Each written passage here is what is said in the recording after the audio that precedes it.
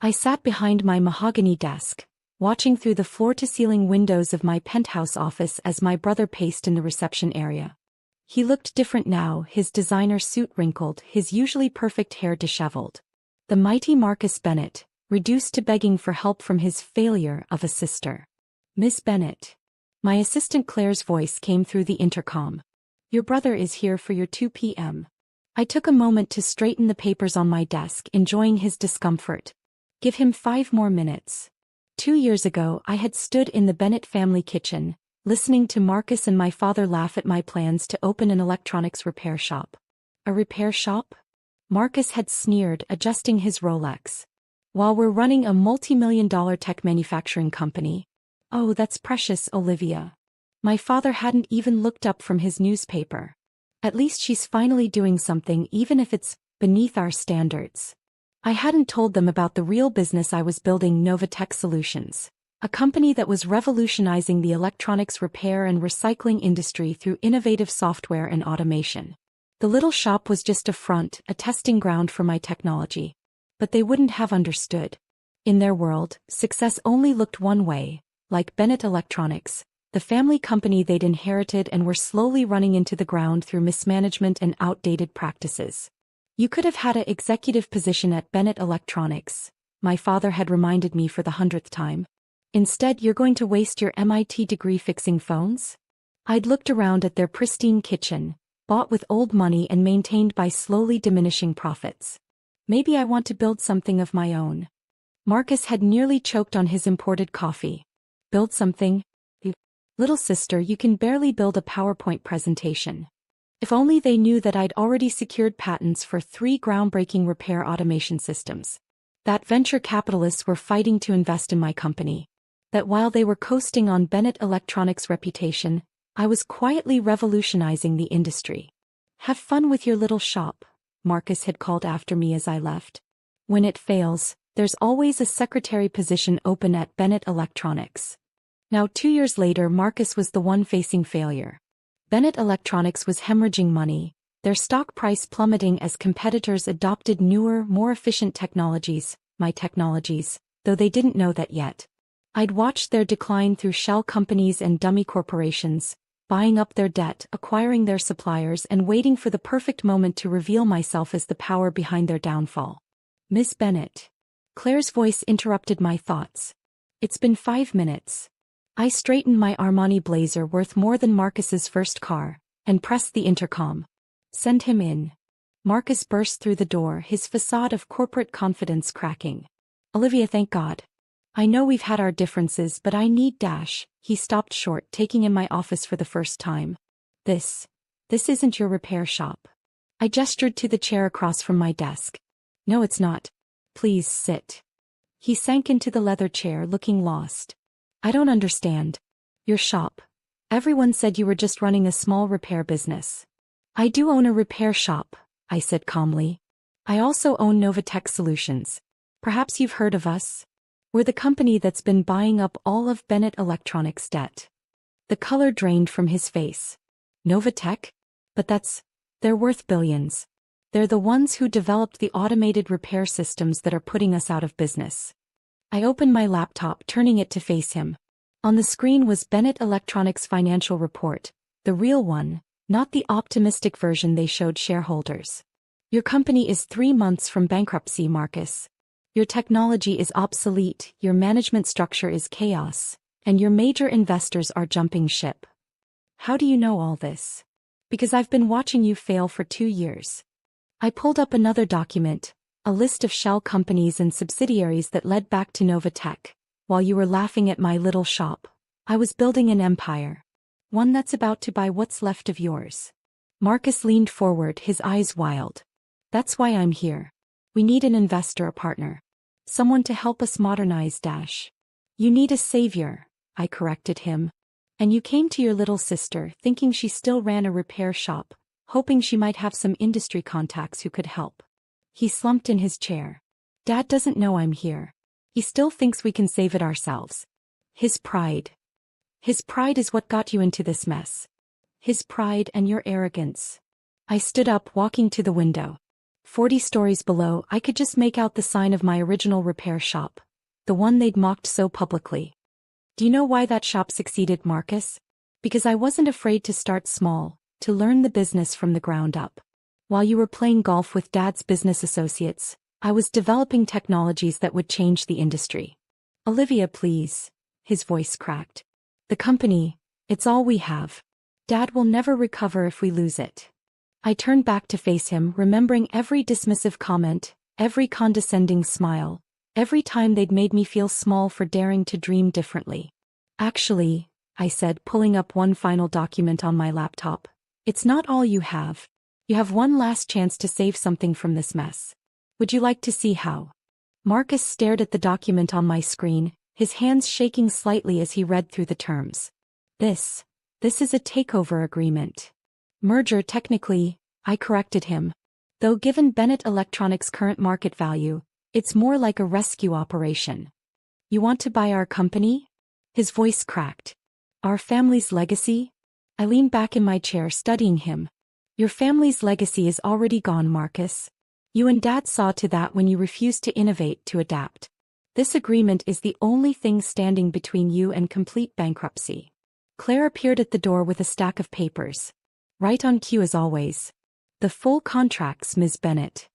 Thank you, Claire. I took the documents and spread them across my desk. The terms are simple. Novatech acquires Bennett Electronics at current market value, which I should mention, is about 1/10 what it was worth 2 years ago. We'll absorb the debt, restructure the company, and implement our technology across all operations. Marcus picked up the first page, his eyes widening at the numbers. This is nothing. The company's worth more than this. Is it? I pulled up Bennett Electronics' real-time stock price. Your shares have dropped 80% in the last year. You've lost your 3 biggest clients to competitors, to me actually, though you didn't know that. You're facing multiple lawsuits from investors over mismanaged funds. I paused, letting it sink in. Face it, Marcus. I'm offering you a lifeline. He slumped in his chair. What about Dad? What about our positions in the company? Dad will be offered a role as chairman emeritus, a ceremonial position with no actual power. You'll be demoted to regional sales director. I smiled slightly. Consider yourself lucky. Most of the current management team will be let go. Regional sales director? His face flushed with anger. I'm the CEO. You're the CEO of a failing company that you ran into the ground. The only reason you're being offered any position at all is because, despite everything, you're still my brother. The fight seemed to drain out of him. And if we refuse? I shrugged, closing my laptop. Then I call in Bennett Electronics debt, all of it. The company goes bankrupt, the shareholders sue, and the Bennett name becomes synonymous with corporate failure. Your choice. I need to talk to Dad, he said weakly. Of course. I pressed the intercom. Claire, please show Mr. Bennett out. And send in the board members from Novatech. We have other matters to discuss. As Marcus stood to leave, looking shell-shocked, I added, Oh, and brother? Tell Dad I've renovated my little shop into quite a nice corporate museum. He might want to visit sometime, see how the industry evolved while he wasn't paying attention. After he left, I watched through my office windows as a group of sleek executives filed into the building, Novatech's board members, arriving for our strategic planning meeting. How different from the day 2 years ago when I'd first opened my repair shop. I remembered standing in that small storefront, listening to my family's mockery, knowing that someday they'd understand just how wrong they were. But this wasn't about revenge. It was about innovation, about seeing the future when others were stuck in the past. The next morning, my father stormed into my office, past Claire's protests, past security. His face was red with a mixture of rage and disbelief. You, he roared. You're behind Novatech? I didn't even look up from my computer. I see Marcus showed you the merger agreement. Merger? This is theft. You're trying to steal our company. Now I did look up. Our company? You mean the company you inherited from grandfather and ran into the ground? The one you never thought I was good enough to run? We gave you every opportunity, Dash. No, I cut him off. You gave me one option, to fall in line, to do things your way. When I chose a different path, you laughed. Called it beneath our family's dignity. He slammed his hands on my desk.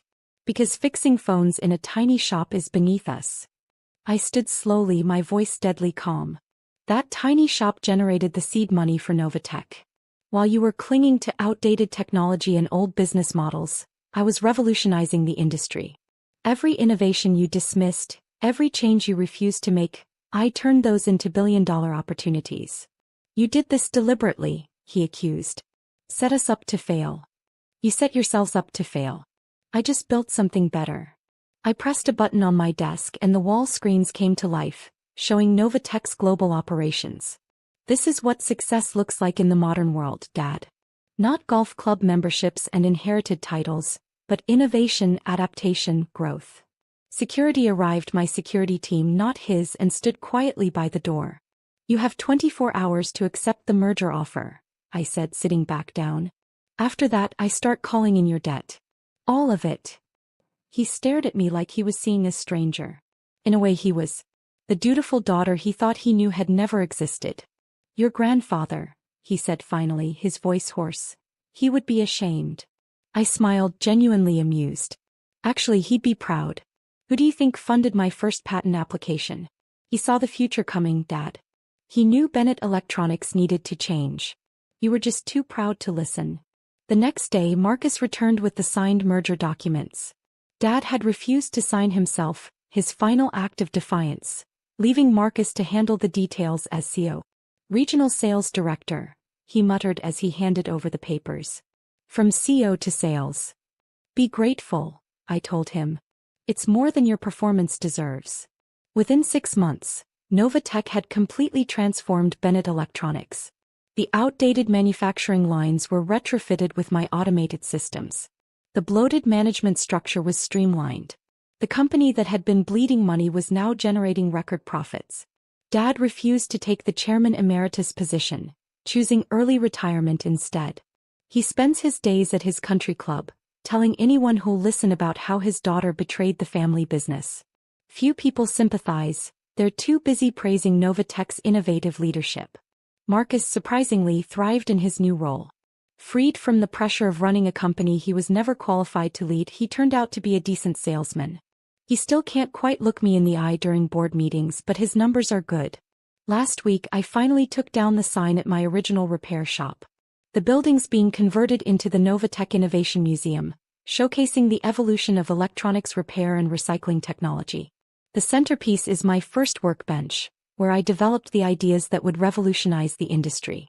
Claire put a framed photo on my desk recently, a newspaper clipping from 2 years ago, showing me standing in front of my little shop on opening day. Next to it was Forbes magazine's latest cover, featuring me as one of their 40 under 40 business leaders. You might want to send copies to your family, she suggested with a smile. I shook my head. They've got front row seats to the show already. Success, I've learned, isn't about proving others wrong. It's about proving yourself right. Sometimes that means starting small, being underestimated, letting others laugh while you build something revolutionary. And sometimes it means watching from your penthouse office as those same people realize just how wrong they were to laugh. The best revenge? It's not taking over your family's company or making them work for you. It's building something so magnificent that they're forced to admit you saw the future while they were stuck in the past. Marcus still has his Rolex. I have an empire. Guess who's laughing now?